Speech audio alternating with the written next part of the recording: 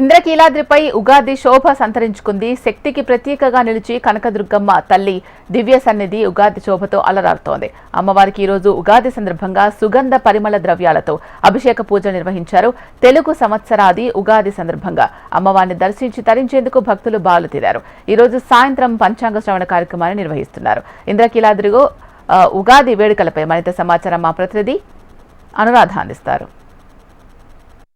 ముందుగా హెచ్ఎంటీవీ ప్రేక్షకులకు ఉగాది పర్వదిన శుభాకాంక్షలు. విశ్వసునామ కొత్త సంవత్సరం నేపథ్యంలో భక్తుల తాకిడితోటి ఇంద్రకీలాద్రి కిటకిటలాడుతోంది. అమ్మవారి దర్శనానికి కొత్త సంవత్సరం రోజు అమ్మవారిని దర్శనం చేసుకునేందుకు భక్తులు సుదూర ప్రాంతాల నుంచి అమ్మవారి ఆలయానికి వస్తున్నారు. తెల్లవారుజామున 4 గంటల నుంచి భక్తులతోటి ఆలయ ప్రాంగణం కిటకిటలాడుతున్న పరిస్థితి. ఈ నేపథ్యంలో ఈరోజు ఉగాది పర్వదినం సందర్భంగా స్నపనాభిషేకాది కార్యక్రమాలు ఉంటాయి కాబట్టి 9 గంటల నుంచి భక్తులను దర్శనానికి అలౌ చేస్తామని ముందుగా చెప్పినప్పటికీ కూడా భక్తులకి ఎక్కడ ఇబ్బంది లేకుండా ఏర్పాట్లు చేసినప్పటికీ కూడా భక్తులు పెద్ద సంఖ్యలో ఆలయానికి రావడంతో ఎక్కడి నుంచో వచ్చే వారందరూ కూడా క్యూ లైన్లో వేచి ఉండడంతో భక్తులకి ఇబ్బంది కలగకుండా ముందుగానే 100 రూపాయలు 300 రూపాయలు ఫ్రీ దర్శనాన్ని అధికారులు వదిలిపెట్టడం జరిగింది. 9 గంటల నుంచి అంతరాలయ దర్శనం 500 రూపాయల టికెట్ దర్శనం ఉంటుందని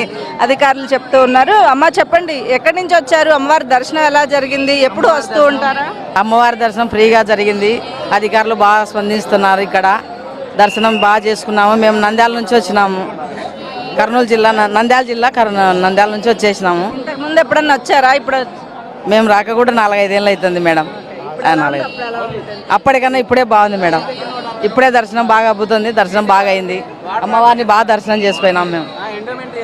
భక్తులు అమ్మవారి దర్శనానికి వచ్చిన వారందరికీ కూడా భక్తుల దర్శనాన్ని చేసుకుని వెళ్లేందుకు అన్ని రకాల ఏర్పాట్లను బాగా చేశారని చెప్తున్నారు. ఎక్కడెక్కడి నుంచో వచ్చిన భక్తులంతా.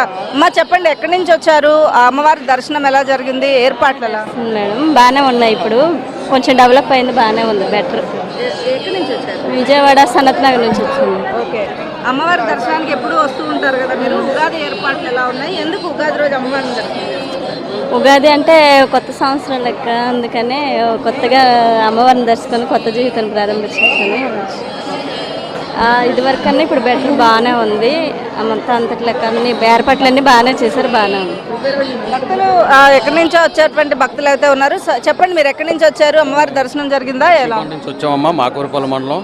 దర్శనం చాలా సంతోషంగా ఉంది. అందరికీ రాష్ట్ర ప్రజలకు అందరికీ ఉగాది శుభాకాంక్షలు.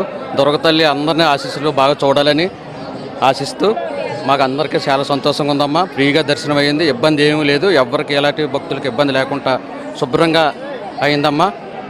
ఉగాది శుభాకాంక్షలు తెలుపుకుంటూ మీకు హెచ్ఎంటీవీకి ఇది భక్తులంతా కూడా అమ్మవారి దర్శనం చేసుకుని వెళ్లేందుకు అన్ని ఏర్పాట్లు బాగున్నాయని చెప్తున్నారు. అలాగే ఈరోజు మధ్యాహ్నం 3 గంటలకు ఆలయ ప్రాంగణంలో పంచాంగ శ్రవణ కార్యక్రమం ఉంటుంది. ఆ తర్వాత 6 గంటలకి వెండి రథం పైన ప్రతిరోజు జరిగేటువంటి నగరోత్సవ కార్యక్రమం ఏదైతే ఉంటుందో అది వెండి రథం పైన ఈరోజు స్వామి అమ్మవార్ల నగరోత్సవ కార్యక్రమం ఉంటుంది. ఈ నేపథ్యంలో కింద ఏదైతే పురవీధులన్నింటినీ కూడా అధికారులు ఇప్పటికే సిద్ధం చేయడం జరిగింది. వెండి రథాన్ని కైతం సిద్ధం చేయడం జరిగింది. అమ్మవారి ఆలయానికి వచ్చేటువంటి భక్తుల తాకిడి ఏదైతే ఉందో సాయంత్రం వరకు కూడా ఇలాగే కంటిన్యూ అయ్యే అవకాశం ఉన్న నేపథ్యంలో అధికారులు అన్ని రకాల ఏర్పాట్లను కూడా ఇప్పటికే పకడ్బందీగా చేపట్టడం జరిగింది.